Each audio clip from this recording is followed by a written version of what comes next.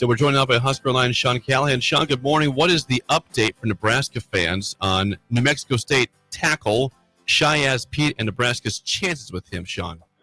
Well, Shiaz Pete remains kind of a mystery just because he doesn't really give up much information. We know there's a lot of teams involved: Nebraska, Michigan, Kentucky. Those have been really the three major players. Stanford and Vanderbilt have been in that discussion as well. But there has been no timeline. I mean, there's just a lot of information out there from people, but none of it's confirmed from Shiaz himself. So we'll see. I mean, it doesn't have a great feel, I guess I would say. You know, usually if a guy's coming to Nebraska, we get a pretty good idea of it. And, you know, I haven't gotten that feel on him at all. And then obviously the other one is Jonah Wilson, who was a wide receiver from Houston. That was a former Dana Holgorsen, Dykeel Shorts recruit. And he was supposed to come to Nebraska, but the issue is there is the 85 scholarship limit still in effect until July 1st. Mm-hmm. So they still have to bring some of these guys in technically as a walk-on, so they don't sign anything binding. Now these transfers, if you notice, the minute they sign, a day later, Nebraska will announce them on the Huskers handle. Then at that point, they're unrecruitable. It's a new rule to kind of get people to back off transfers. Well, Jonah Wilson hadn't signed anything. He was still technically available, even though he was committed to come under more of a walk-on thing. Well, A&M needed a receiver. They're familiar with Jonah Wilson being a former Houston area recruit, and they jumped on him, and they were able to sign. They're expected to sign him now. So that's probably the two things going on right now. This weekend, you could have visitors in technically. I don't know of any yet coming into Nebraska, so we'll see where that goes. Sean, can you put Shiaz Pete's importance to Nebraska in some perspective?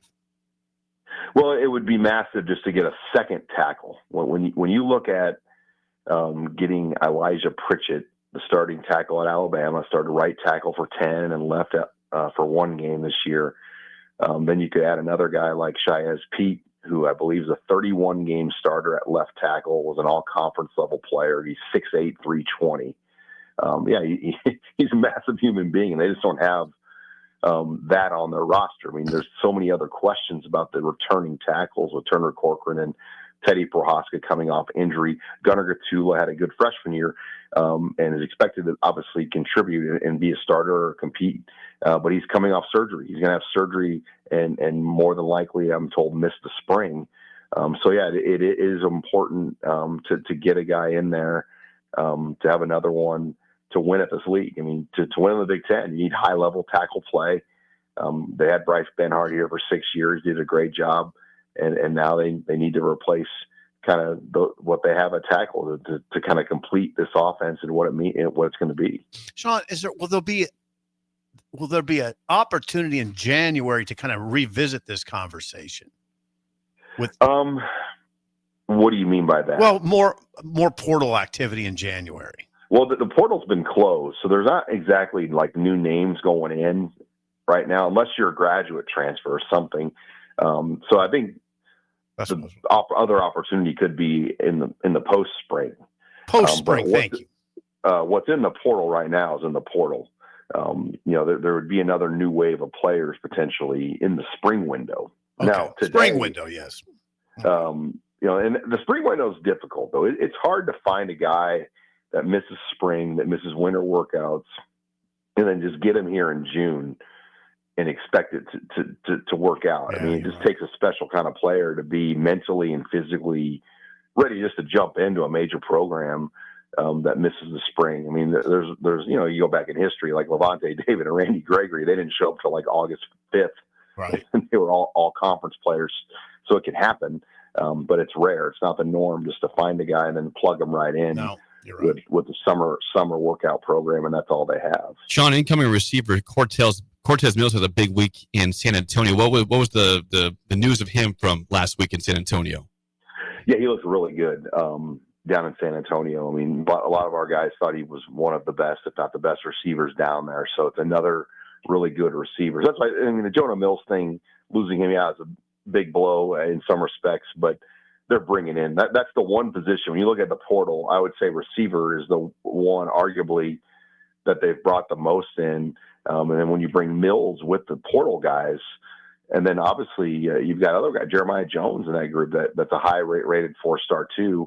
It's an impressive group, and Mills getting him. I looked at him. In the NIL world, you almost have to kind of treat it like a draft class, and they went after him hard like he was a first-round pick. I mean, that was their big priority late with NIL money to get Cortez Mills to flip from Oklahoma. So now, Sean, we're in kind of this. It was just everything was going a million miles an hour. Guys were coming in, going out. It was daily, just sort of. It was incredible. But now it's sort of slowed to a crawl. Is that correct? Well, it's been the dead period. So today is the final day of the dead period. Monday, Tuesday, Wednesday this week. It was the dead period for the coaches convention. The convention ended yesterday. So there's no activity going on. Now coaches will be back out on the road in school starting tomorrow. Okay.